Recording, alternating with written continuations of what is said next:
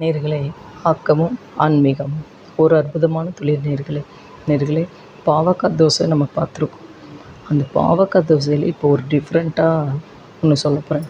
1 tumbler புழுங்கரிசி, 1/2 tumbler, அதாவது 1/2 டம்ளர்னால் எல்லாமே சேர்த்து 1/2 டம்ளர் சொல்கிறேன்.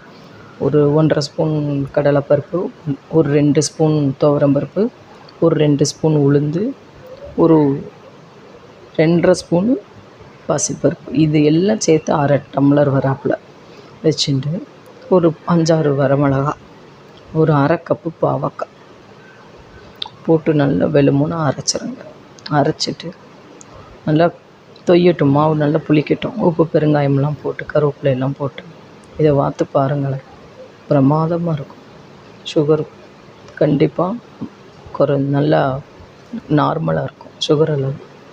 அதனால் இது வாரம் ஒரு நாள் இந்த தோசை சாப்பிட்டு பாருங்கள். அதே போல் கேரட் தோசை அடுத்த தடவை சொல்கிறேன்.